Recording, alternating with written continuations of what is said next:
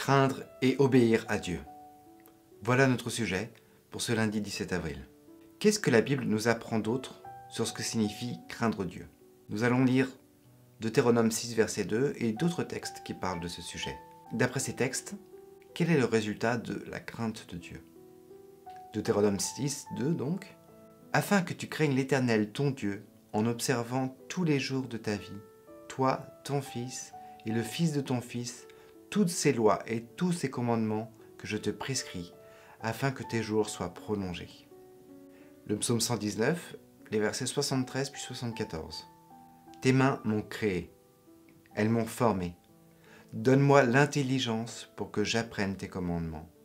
Ceux qui te craignent me voient et se réjouissent, car j'espère en tes promesses. À présent, Ecclésiaste 12, les versets 13 et 14. Écoutons la fin du discours. Crains Dieu et observe ses commandements, c'est là ce que doit faire tout homme. Car Dieu amènera toute œuvre en jugement, au sujet de tout ce qui est caché, soit bien, soit mal.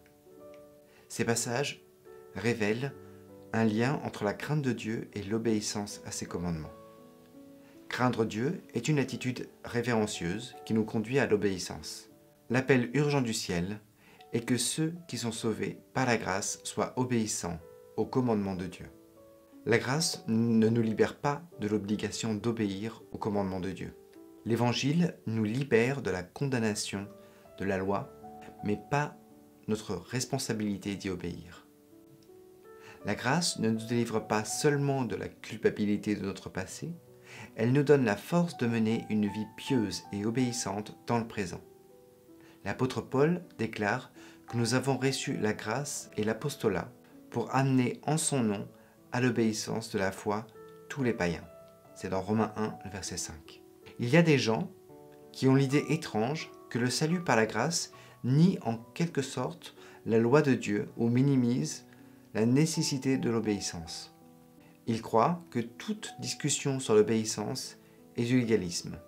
Ils déclarent « Tout ce que je veux, c'est Jésus ».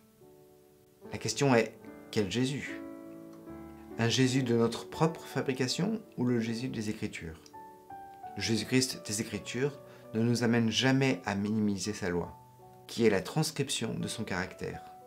Jésus-Christ des Écritures ne nous conduit jamais à minimiser les doctrines de la Bible, qui révèlent plus clairement qui il est et son plan pour nous, pour ce monde.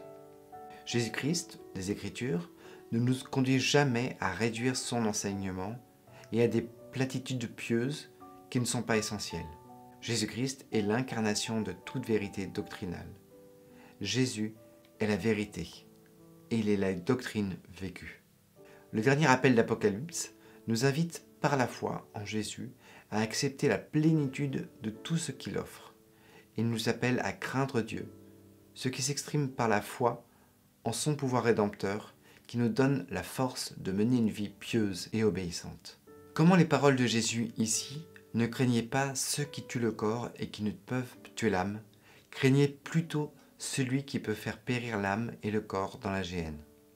Comment ce verset nous aide à comprendre ce que signifie craindre Dieu? Nous laissons ce verset à votre réflexion. Et pour la suite, rendez-vous demain.